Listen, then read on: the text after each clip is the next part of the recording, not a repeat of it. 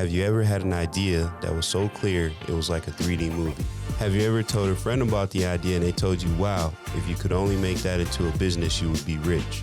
Sound familiar? Welcome to Knowledge to Currency. I'm your host, Senator Porter, with my co-host, Roosevelt Williams III, and we're here to help you take action. This is free information. We only ask one thing: build a strong foundation and mindset. We have insight to help you get started. Most of us just need a push. What's happening, everybody? Welcome to the 46th episode of Knowledge to Currency. I'm your host, Senator Porter, and you are? Roosevelt Williams III. And today we have Patrick Henry.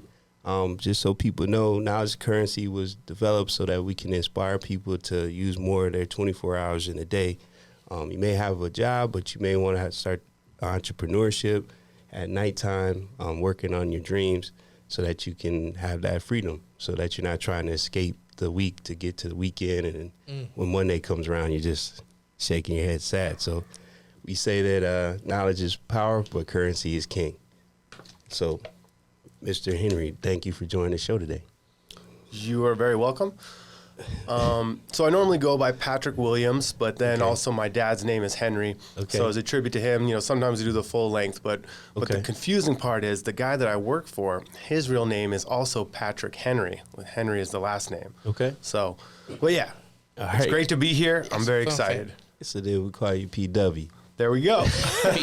P-Dub, that's right. There we go. All right, so let's kind of talk about your start. So from my understanding, you're involved in clothing.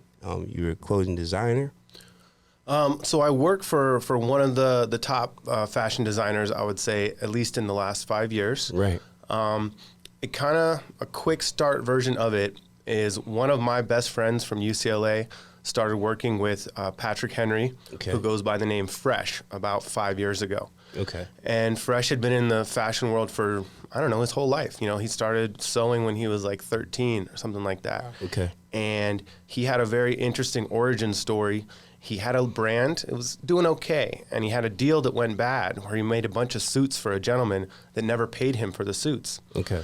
So he had no money. He ended up in a homeless shelter for a few weeks. And he had the idea while he was in the homeless shelter to come up with a brand called Rich Fresh. Okay. So he came up with a luxury fashion brand in a homeless shelter. Came out of the shelter, started, getting it one deal, two deals, a couple sales.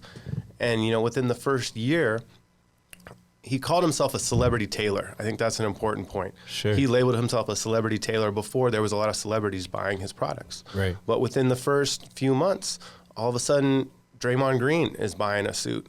And then later it was Kevin Hart, and then later it was The Weeknd, So he was able to establish as a really individual small brand without a lot of backing, without any outside backing from a big company.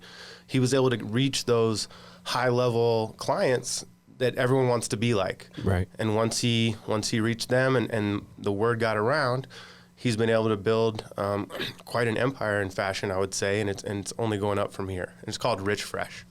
So then how did you, go in parallel with Mr. Henry, other than the names? Other than the names, right? And it's such a coincidence, the names. But so how it happened was I noticed that my best friend Eli was doing great work with Fresh, and that they were doing a lot of work for NBA basketball clients. I think the first one I saw was he did a suit for DeMarcus Cousins. Okay. And I'm a huge NBA and basketball fan, have been my whole life. Mm-hmm. So I told Eli, wow, man, this is cool. This is the kind of stuff I'd like to get involved with.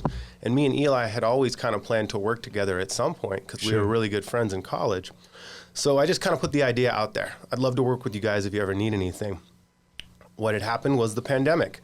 So they were making suits and doing great, but a lot of those suits were worn on the red carpet.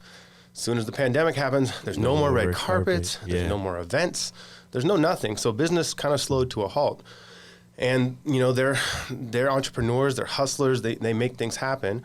So Fresh and his brother Chase had the idea, look, everybody needs masks right now, and there's not a lot of production in the United States. So Fresh came up with an idea, a kind of an origami-inspired mask look, and Chase took his experience in, he worked in the field of Basically airplanes. He worked as an airplane mechanic with the military and a lot of different things, traveled the world. So he kind of saw a little bit about how in Japan they were already wearing masks when they were sick. Yeah. And so they're like, okay, Chase came up with, everything about the production and how to hire the people and get everything produced in a quick time. Fresh had the idea of how the mask was going to look and already had the celebrity clientele. So when we came out with masks, all of a sudden NBA players are wearing the masks. Awesome. I came along. I started at the bottom, so to speak. I was the customer support representative. So they hired me, and whenever they had an issue with Henry masks, the brand is called Henry, my middle name, their last name, so it's kind of cool, and my dad's name and my grandfather's name. So Henry is just a big name over here. Away from Henry. Yeah. So it was kind of cool. So I'm answering all the customer support questions, something I've done with previous experience many times at other jobs. But as it happened, it wasn't just masks for a few months. It was masks for a few years. And all of the cool brands started to see our masks and realize that, hey, these look a lot better than the competition. They're a bit stylish. They're easier to breathe in, comfortable. And they're like, we want to put our company logo on that. Nice. So I became our head of custom and bulk sales. Nice. Which was really great for me because, as I mentioned, I'm a huge fan of sports and entertainment and the music industry. So I got to sell to a lot of pro sports teams, to colleges, to record labels, and to all the businesses that I always kind of wanted to build relationships with. I was able to do that while selling, over $1.5 million worth of custom masks myself. So fantastic. It was like my first truly sales position that was all sales, and it was a great learning experience because of the brand and the clientele that they had built. It made my job relatively easy. Sure. I just got to be outgoing, friendly, listen to the customer, find out what they want, and try to help them make a deal as fast as possible. Yeah, so based on a summarization of what you're telling us, you and the company as a collective decided to go one direction and pivot to what was a need. And by pivoting that way, it was very lucrative. And you start to make new relationships that you may not have had a chance to make prior to this all happening. Yes, exactly. So Rich Fresh, didn't go away. It was just kind of in hibernation in a sense until events were back and people were ready to go out and have that perfect outfit for the red carpet for their big event. So they had Rich Fresh as a brand. And then they started Henry Masks as a brand. Right. And I was able to grow with the company. I think Henry Masks ended up doing more sales than even Rich Fresh had because the need for the pandemic was so large. Right. We did about roughly $4 to $5 million in revenue our first year, and then again in our second year. And then in our third year, thankfully, somewhere around halfway through the year, sales dropped off because people were like, okay, we're ready to come back outside and live our lives without masks again. But it was a great journey to be a part of. I learned a ton. I made a ton of relationships. And one thing that has been a recurring theme throughout my life is the importance of relationships. Right. It's both. They say it's not what you know, but it's who you know, but it's both. Right. And the more important, the more people you know, the more you can use what you know. Right. And the farther you can get in life. So I've just been blessed to make relationships with leaders of schools. I went to UCLA and I got to sell masks to the UCLA basketball team and football team. So nice. That was like a joy of mine. Like I grew up in the Bay Area before I moved back to San Diego, and I was a huge 49ers fan. So not only did we get to make custom masks for the 49ers, but then without even paying for any marketing costs, the 49ers were putting content on Instagram where they have their star quarterback, Trey Lance, wearing a Henry mask like on their big Instagram posts. So we're getting marketing value, we're getting sales value, PR value, all through these relationships I've been able to build. So it's been a lot of fun. Yeah, that sales lead. You have a diverse portfolio from even being a radio personality, media personality, and a brand influencer. Can you share with our listeners, how do you get up and go, and how does that translate into dollars? That is a great question. Over the time, I would say, let's see, how can I summarize this? Because I've just had a long career. I've had a lot of jobs. Sure. But around 2014, I left the corporate world. I was working at TD Ameritrade in finance and their tech support. Okay. And since then, it's been a lot of like tech startups and then small businesses. Okay. My first venture starting my own business was in 2018. Okay. A friend, Sean, and I started an avocado toast business at farmers markets. Nice. We called it the Avocado Toast Bros. And because we were like a couple of bros, Right. and we made some really cool. I got to help come up with the recipes, the name. We really got to start it from scratch. And because of his experience and mine together, we were able to scale from just like one spot at like, let's say North Park Farmers Market was our first. Within a few months, we were at all the big ones. We were at Little Italy, where you make most of the money, and a few other places. And so that was a really hard first business to start. Sure. Because avocados are very seasonal and, they're only ripe for a certain number of days. And I would have to wake up at like 4:30 every Saturday and Sunday, set up everything, build a tent, all this. So it was a lot of work for not a lot of money, Sure. but the experience was character building, and I learned a lot about how you can just have an idea and turn it into something real Right. that people really appreciate. Like, Right. people loved our toast. I ended up leaving after a year or so, or maybe less, just because I realized the lifestyle was not for me. Sure. And I needed to make more money. But to your question, you're saying, like, how do I get up and go? I've just always kind of been a person that aimed really high, I respect anyone that gets an education at any, educational field. My mom moved to San Diego to go to Mesa College in the physical therapist assistant department. So she was getting an associate's degree down here, in her 40s. So I've just always been, but, I wanted to go to the best school I could. And UCLA or Berkeley was the best school I could. And so that's where I went. So I've always just, despite, the amount of money that I was making at the time or that my family made or what my friends were doing, I always just have had really very ambitious and very, like, I'm going to figure out a way to get somewhere good in my life. And I've had enough, I've had a lot of failures, but I've had enough success in enough number of things that I have quite a solid amount of confidence in myself to figure it out.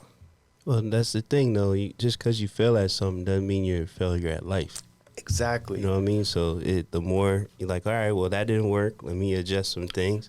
Or maybe, like you said, I tried the avocado toast thing. It was cool. But now it's time for the next challenge. So that's awesome. Yeah. And that is a really good point. I think that especially in this era we live in, because I'm from the before era, like I'm 41. So I remember when there was no internet everywhere, where there was no social media. Right. And for kids growing up now, there's just so much of this competitive, like, oh my God, my friend, he just did this and that, and they're making this money and they're driving this car. It's like, you're not going to succeed right out of the gate. Like, everybody that you look up to and that you're inspired by has failed tons of times before you even got to know who they were. Right. And I think that's a really important message for kids, because I think I had it easy. Like, there was bullying maybe at school, and I was tall, so I didn't really get bullied much. But if you're growing up now, you can get bullied on the internet when you're at your house. That seems crazy to me. Man, I just want to salute that authenticity. Because I'm a firm believer, if you share your failures and your shortcomings, you make yourself more relatable. Oh, absolutely. Yeah. So that was, you touched me from over there, brother, without even being physical. Yep, You know what I mean? that's I right. appreciate that. That's right. So, do you have any, projects that you're currently working on now? I do, and I probably have too many, but I'll see if I can summarize them. Well, one thing I will mention, and just because who's here in the building, I've known Roosevelt for a year or two now, and I've been aware of what he's been doing. And a few months ago, I got more involved with Young Black and in Business. Nice. And it's been, I try to put myself around the most energetic and inspired people I can, because, that energy is shared. Right. And so a few months ago, he was getting ready to do the BizCon. And I was able to add to that at the last minute and bring in a couple big guests, including the founder of Henry Mass, Chase Morgan. Yeah, and I met him. He's a nice guy. Yeah, so I would say that when I was trying to figure out what was going to come next, because my opportunity at Henry kind of wound down at the end of last year, around November. Nobody's selling masks. So I was trying to figure out, well, what do I want to do? And I've been working at these high-level companies, so I don't want to go necessarily back and work at some boring, everyday job. So it was great to get connected with Roosevelt and Young Black and in Business. and kind of get that inspiration and say, hey, we're here, we're bringing people together, connecting them with knowledge and currency and, business acumen. And so that kind of got me out of my own head and like back in the world, like, all right, what can we do? Who can we introduce things? How can we make something happen? And since then, the Henry brand is pivoting, right? Because we're not masks anymore. So we're going to be Henry Goods. It's a business that is going to provide a lot of the things that you'll use in your restroom. So your soaps, your moisturizer, your bathroom tissue, your toothpaste, and it's going to, excuse me, it's going to do it on a subscription basis. So one of the best parts, if you're out there looking for great knowledge, if you can start a subscription business, do that, because it brings your cost of customer acquisition way down. You get the customer once, and they stay with you for months or years with Henry. We'd have customers with us for 2 years, just getting auto renew. And so it's going to be great when Henry Goods is launched, probably late summer, early fall. Instead of having to go to Target every 3 or 4 weeks to get everything, you can just check off which products you like, and they're going to get delivered to you on that schedule you like, and it's going to be at a discount because of the bundle and the subscription. So that's one thing we're working on. I was going to ask that. So the Henry that I see in Target, because I bought the stuff before, so that's the same brand? Probably not. So there may be another, and that'll be interesting to see how we can, be Henry Goods. I think that'll allow us, but that's stuff we got to work on. But the Henry we did get Henry Mass into Nordstrom's, and we got Henry Mass into a few places, which was excellent. Pardon me 1 second. Yeah, no problem. But Henry Goods is only currently available on the website, and even that is getting updated. So the Henry project, I'm kind of one of the last, team members, and because a lot of people are gone, it gives me a pretty high position in the company to help in a lot of different ways, to connect us, to hopefully help bring on new team members as we scale. Right now, we're also in the process of getting investment help.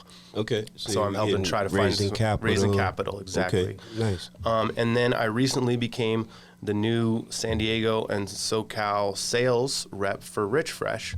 Okay. So, Rich Fresh is coming out with more of a ready-to-wear line in the next couple months. There's more details than I can really talk about right now, but it's going to be great. There's going to be T-shirts and hats and more stuff other than just suits. Right. Because currently, Fresh will make you a nice suit for a business occasion. He'll make you a track suit, but those are all thousands of dollars, and that's not in everyone's price range. Sure. And it's still going to be a luxury brand, but there's going to be more ready-to-wear, off-the-rack items that anyone can buy on the website. But if you do happen to know any business people that are looking for great suits, talk to me. Oh, yeah. I know one this gentleman right here that definitely needs a suit. Hey, same team, but go ahead, please share, because I know you got a lot of stuff going on, brother, and I'm inspired. Okay. Well, so those are two of the main things, working with Fresh and Chase, because that requires a lot of my time, because they're amazing entrepreneurs, and getting to work directly with them, you get to learn so much more. Sure. I would say, I'll take a brief aside. I think a lot of my entrepreneurial journey started when I started watching Gary Vaynerchuk videos 10 years ago. Gary V is awesome. Yeah, he was the guy that kind of built the blueprint for a lot of this businessman content that we see everywhere. Mm-hmm. And why did I bring him up? Oh, he would say, get the closest to the sun that you can. Like if you're going to come work for VaynerMedia, try to come work for me personally on my team, because you'll learn the most. Right. And I kind of took that. I've yet to meet Gary V, but a lot of the people I work with him, so I'm thinking it's going to happen in this summer. Sure. And so what I did is I went to work directly for David Meltzer. Yeah, I know David. Yeah, David's an amazing guy. He's built his personal brand the last 5 years, but for 30 years he was in the sports and entertainment business. He was the CEO of Lee Steinberg's agency right when they were making the Jerry Maguire movie about Lee Steinberg's agency. Right. So the guy is amazing. And right after Avocado Toast, I went to intern for him. Oh, nice. So I would say that's another thing I can recommend to people out there looking to level up in life, which is this: find someone that you really admire, that you really appreciate what they're doing and who they are, and try to go work for them for free if you need to. Right. You might be able to work for free remotely. I would drive up to Irvine 3 or 4 times a week for no money, because I knew that the relationships I was building and what I was learning from David would help me for the rest of my life, and it has. Right. You know, the reason that I know Fresh, in a sense, is because as soon as I started working for David, I invited Fresh to be a guest on David's podcast. So that was one of the first podcasts he was ever on, and Eli and Fresh came to the studio. We all met. We had a great time. And it sounds like David's going to be involved as an advisor for myself or for some of our brands going forward, because he's someone that I always look up to and trust. Right. So but the process of getting all this together, it's taken a couple years, but now it's kind of coming together in a way that I'm excited about. Yeah, shoot, he's from San Diego as well. You know, and you know what high school he went to? No, I do not. Patrick Henry. Oh, I see. I didn't know that. Look at that. Can't get away from Henry. And fun fact, I went to Patrick Henry as well. Yeah. There you go. Yeah, it's two things you said, before I, throw go second base is, that subscription base. All the followers, listeners out there, we as entrepreneurs, we got to go from Blockbuster to Netflix, a subscription base. Blockbuster's out of business because they didn't have subscribers. But also find you a mentor. A mentor can make your long journey a shortcut. Sometimes you be able to work for free. Just your availability, outleads your ability by just being present and volunteering. So I'm a fond believer of that, sir. Yeah, and I think that people, you start watching somebody on television or on your phone every day, and you start to put them on a pedestal. You're like, oh, this is Gary Vee, or this is Mark Cuban, or whoever it is. Damon Dash is actually one of my favorite entrepreneurs of all time. And you but if you reach out to people, if you call, text, or email them and say, hey, I love what you're doing, I want to help, and I don't want any money up front, you would be surprised at the number of people that'll say yes. Right. They'll at least, they want to talk to you, see who you are, see if you're aligned with what they're doing. But everybody's always looking for help. Everybody's always busy, got too much work. So if you want to make those connections, they're very available in this era. It was hard to reach people in the 90s but now everyone is reachable, especially on Instagram. Right. So another tip, Instagram DMs. It's huge. You comment on somebody's post a couple times, you send them a couple DMs. That's how I got Chris Cunningham. I commented on one of his posts because I knew it's public, so everybody checks what's going to be said about them in public. Right. And I said, hey, we have a business convention coming up in San Diego in 2 weeks. We'd love for you to be a speaker. Please check your DMs. It was that easy because Chris is a great guy. He's very available, and he's very helpful. Now, not everyone's going to be able to do that in 2 weeks' notice, but because he really cares, he was, and we got a big name last minute. And I think some people just don't take the time to send the DM or to make the comment, to take the risk of what? If you failed and you were in the same spot you were before.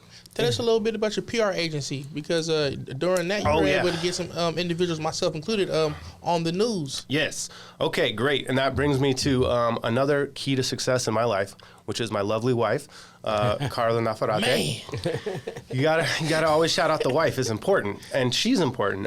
So she has been the PR and marketing director manager of the Fleet Science Center, one of the most popular museums in Southern California, for about 7 years now. And her and I are starting our own agency. It's going to be called Parla. P for Patrick, Arla, etc. Right. And we're going to focus on marketing and PR. We were able to get Roosevelt on the news.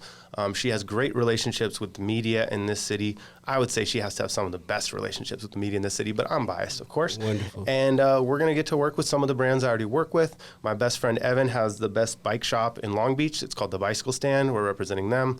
My cousin Chelsea has one of the top restaurants in town. It's called Mabel's Gone Fishing in North Park. Highly recommended if you haven't been there. They just got mentioned in the Michelin Guide, which is, top for restaurants. And then we're going to be doing work with Fresh and Chase. So we're kind of launching with quite a decent, or a great, in fact, a great foundation. Mm-hmm. And so we're really excited about that. We should have our website up in July, and we're already starting to work with people. So that's another thing I'm involved with. And then I guess the last thing I'll mention, at least for now, is I've always, I can work behind the scenes, and I'm happy to support great people. I love that. But also I like being on stage. I like talking. I like being on television or radio. So this is great for me to be on a podcast, because I've been working on my own few episodes of our new sports and music podcast. It's going to be called San Diego Radio. Okay. And I'm in talks with some people in the sports San Diego world about getting on the radio sometime in July or August. But either way, it'll be on podcast, and, it's going to be out there. So I've been a passionate San Diego and Southern California sports fan my whole life. I'm actually kind of You know, Jerry Coleman was the announcer in San Diego for 40 years. KUSI. Okay, that's confusing. So that's the other Coleman, the weatherman. So, okay. So Jerry is more like, I'll do Jerry. Wait. There's two Colemans. There's two Colemans. 7 Henrys. Yes, there's a lot of Henrys, a lot of Colemans. Yeah, John Coleman was the weatherman who said the breeze, the KUSI. And then Jerry Coleman is more like, hang a star on that one when they hit a home run. Or he'd go, oh, doctor. That was another one of his lines.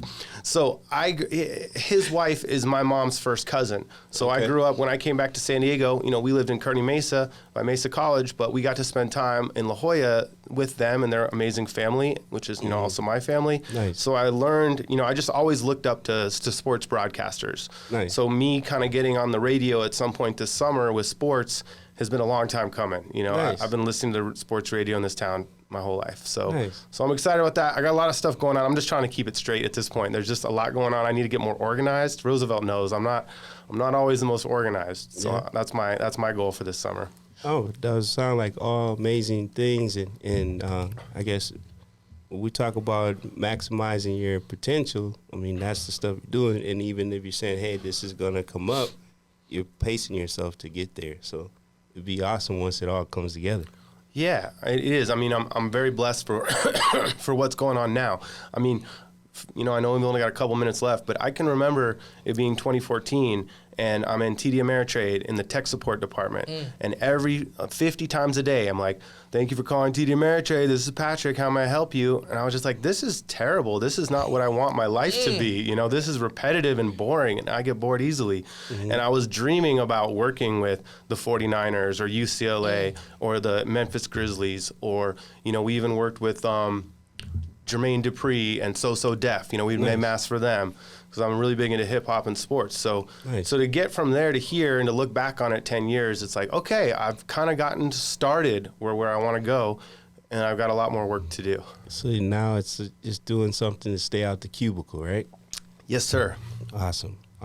Yeah, if I could just share real fast, talking about putting that work in, and then you was also saying how this generation wants it instant gratification. They want it microwave. They want that Instagram. You know, they want to be famous overnight. But when you do that slow burn, it lasts longer. You know, when you go out there and work for it, you put that grind in because you know what it takes. You know how much time and energy that it takes. You know that you're putting in. Yeah. It's like a box. You only get out what you put in. Yeah, and it's interesting. You know, they talk about like either never give up on your dreams or things like that. Like, I've given up on my dreams a couple times. Like, I've been like, I'm going to make it. I'm going to do all this big stuff. And then I fail, or I get fired from a job, or this happens or that happens. But I just keep coming back to them. I'm like, hey, if I still really want to do this, it's probably because I'm good at it or I can get good at it.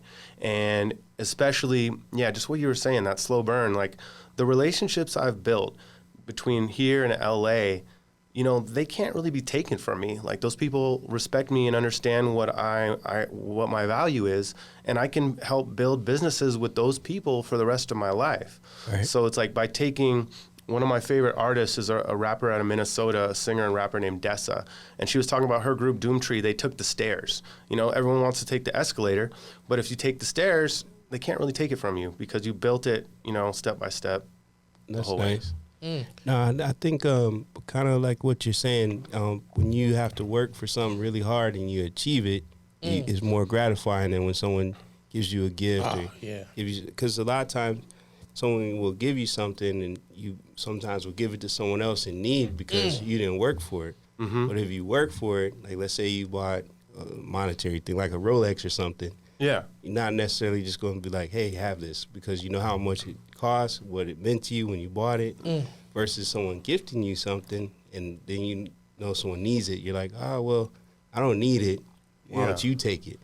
And that other person put in that work to buy that for you, and you still may give it away. Yeah, for me, I mean, one thing that my friends who've known me for a long time, I'm also a very competitive guy. I like anything I'll play every sport. I'll play chess, any game.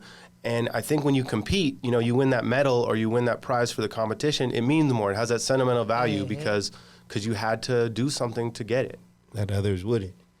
Before we let you go, how can people work with you, or what are your handles? Absolutely. I'm very available. Kind of learned this from David Meltzer. I would say the easiest way to get a hold of me is on Instagram. My Instagram is Patrick_Henry_Williams. So Patrick Henry Williams with underscores between the words. The new show Instagram is San Diego Radio, all one word, San Diego Radio, easy to remember. If somebody wants to text me, I'll put it out there, 619-454-5858. And my email address is thepatrickhenrywilliams@gmail.com. I'm not hard to find. That's the first one. We put out the it's a great the phone content, number. man. That's You like, know, yeah, approachable. Well, that's the thing. David Meltzer is a multimillionaire, and he puts out his email everywhere because he's open. He's talking about accessibility. He wants people to be able to reach him. So if he can do it, I should be able to do it. as well. Look at that right there, man. Success leaves clues. Yes, sir. Before we wrap, you want to say anything? Yeah, man, I'm gonna just say, keep doing what you're doing, man. You're inspiring. Like I said, you touched me without even being physical today. You know, your story has definitely been relatable, resilient. How you've been resilient, man. How you've been able to pick yourself up and staying encouraged. In conclusion, if you hold on to a thought long enough, you can have it. Yep. And that's what I got today from P-Dub. Nice. Wow. What I want to say is I met you before at BusinessCon and online and stuff, but nice to meet you in person. I'm glad to hear your story. Wish you nothing but success, and we graciously appreciate you being on the show. Wow. Yeah. Thank you so much, Senator. It's great to meet you again. Great to be here, and really enjoyed it and look forward to working with y'all in the future. Fantastic. So, in the words of Dr. Red, just chill till the next episode. And it's a wrap.